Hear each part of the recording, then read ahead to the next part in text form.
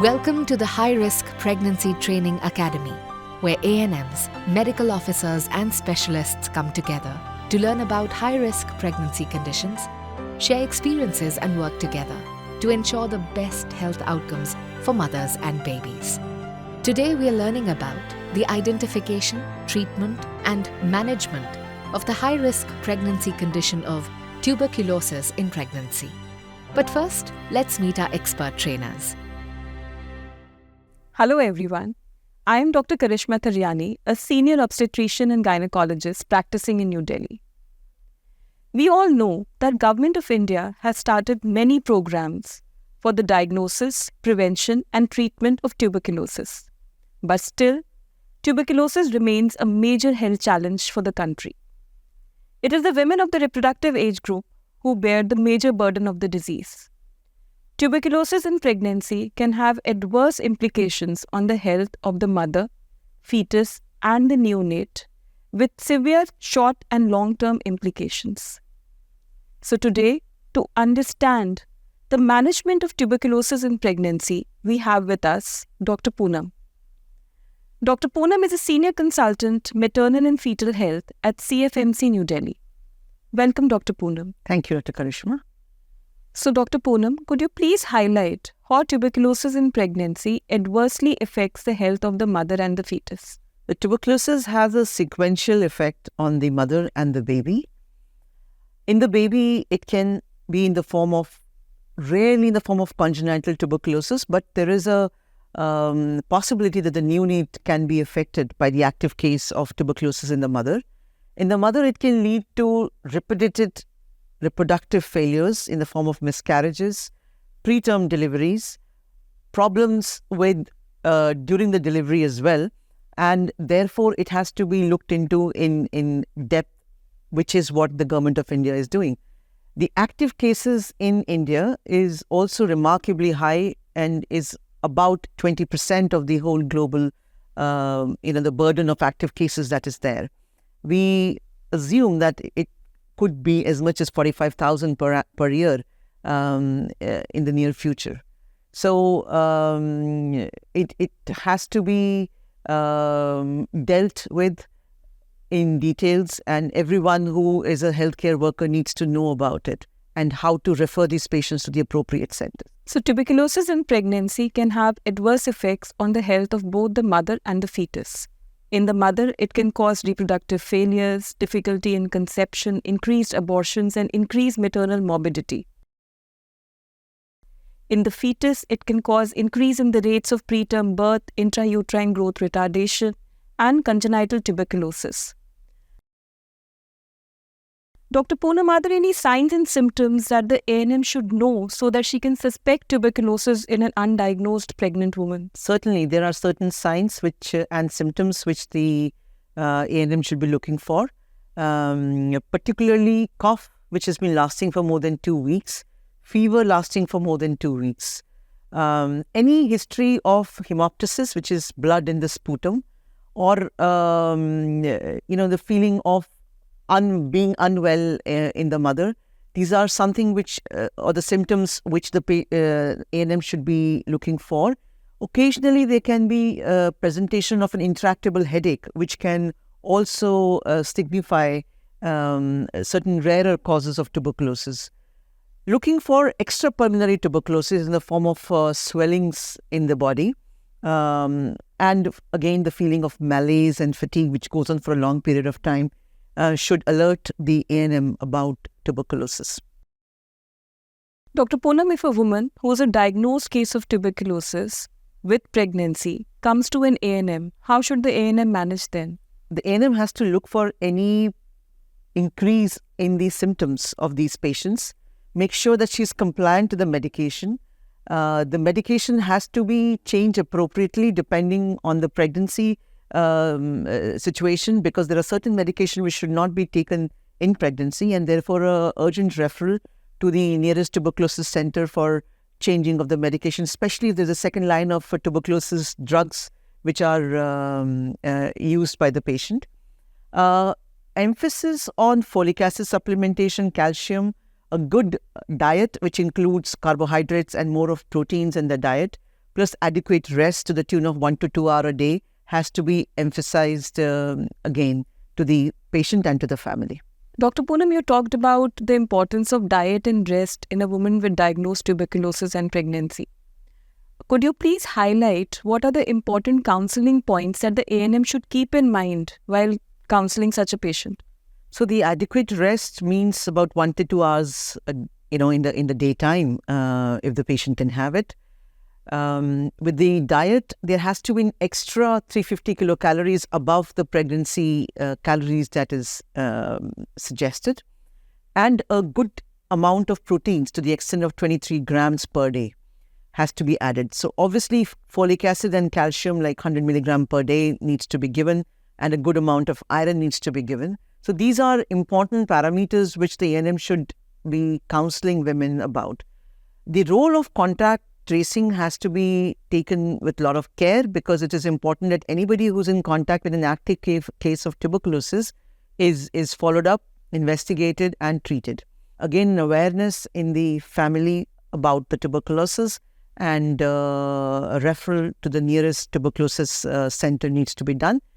Enrollment in the National Tuberculosis Eradication Program, also called as NTEP, needs to be ascertained by the ANMs. So, Dr. Poonam, if a suspected case of tuberculosis is referred to the medical officer, what can the medical officer do to confirm the diagnosis? So, the medical officer has to take a detailed history, asking about the duration of the symptoms the patient is presenting with, understanding where this tuberculosis could be. Could it be a pulmonary or an extrapulmonary? And guiding the patient to be compliant to the treatment once the tuberculosis is diagnosed. Now, to be able to diagnose tuberculosis, the patient has to be referred to the nearest DMC, and the investigation that needs to be done would be in the form of CB-NAT. And after the diagnosis, then the compliance and the counseling needs to be done. So, for the sake of our healthcare workers, I would like to summarize this. DMC is a designated microscopy center, which is present at the level of the village, at the primary healthcare level. At the level of the district hospitals, we have facility for CB-NAT testing. So once a medical officer suspects a woman to have tuberculosis, the medical officer refers the patient to the nearest DMC or to the nearest district hospital for further testing and confirmation of the disease. So, Dr. Poonam, once the diagnosis has been confirmed through confirmatory test and all, when this patient comes for her antenatal follow-up to the medical officer, how should the medical officer follow up this kind of a patient during her antenatal care? So, every time the patient visits the medical officer, a detailed history is discussed with the patient and noted down in the card that has been provided. The history should be observant about the duration of the illness, what kind of tuberculosis is it, is the lady compliant with the treatment, and whether there are any adverse effects to the medicines that is there. There are certain medications which should not be given to the pregnant women, and this should be highlighted and not given.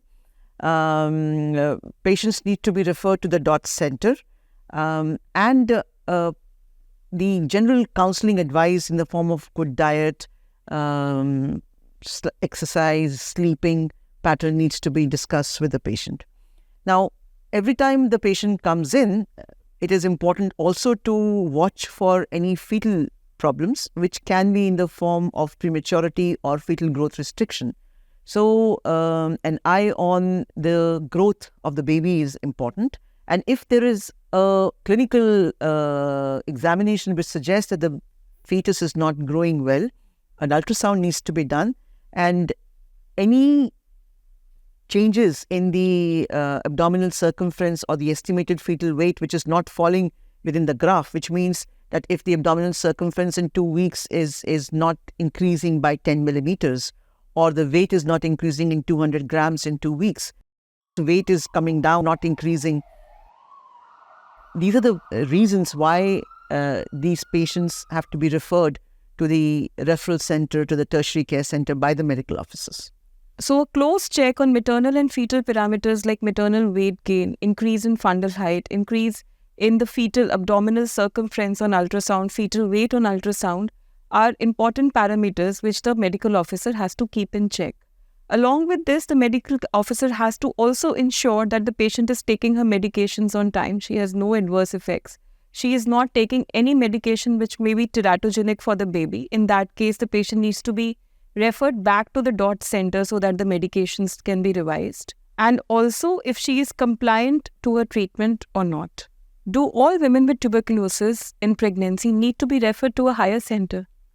So, any patient who has a stable symptoms with the anti-tuberculosis treatment can be managed by the PHC.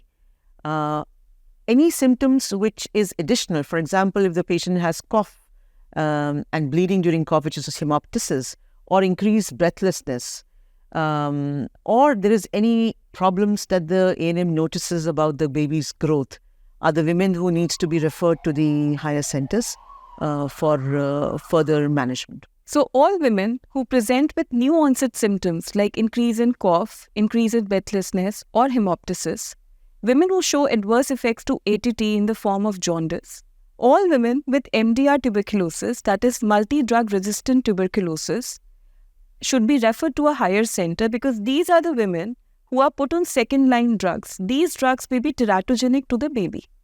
These women may also be offered termination of pregnancy at a higher center if diagnosed before 20 weeks of pregnancy.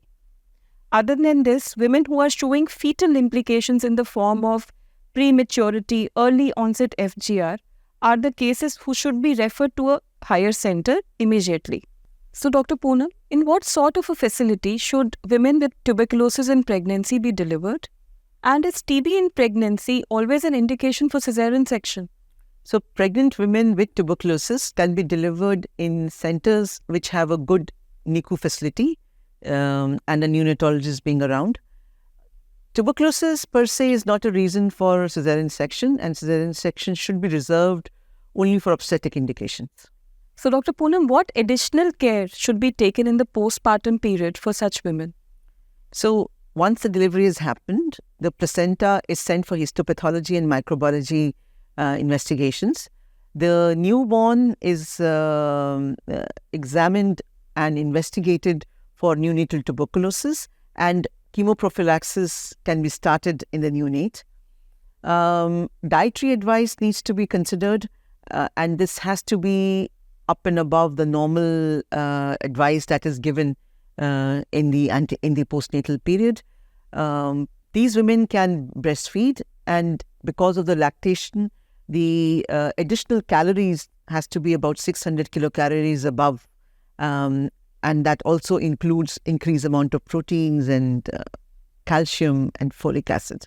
Pregnant women with tuberculosis needs to be compliant with the anti-tuberculosis management, and a follow-up in the specialist centers need to be made, and these patients also need to be followed up by the ANM to check the compliance post-delivery. Thank you so much, Dr. Poonam, for taking out time for such a detailed discussion on this important topic. Thank you, Dr. Karishma. So we have learned today that tuberculosis in pregnancy remains a major health challenge in our country, adversely affecting the maternal and fetal health. It can be easily diagnosed by the primary healthcare worker based on symptoms. Diagnosis can be confirmed by easily available tests, and treatment can be started at the nearest DOT center. These patients need to be monitored carefully during the antenatal period for maternal, fetal parameters and also for treatment compliance. These women need to be counseled adequately for rest, diet and supplementation. Delivered at any healthcare facility where neonatal care facilities are available. If diagnosed and treated appropriately, maternal morbidity and cases of congenital tuberculosis can be brought down tremendously. To know more about the management of tuberculosis in pregnancy, please refer to our protocols. Thank you. That brings us to the end of this training session about the identification, management, and treatment of tuberculosis in pregnancy. Remember to refer to the high-risk pregnancy management protocol for more details.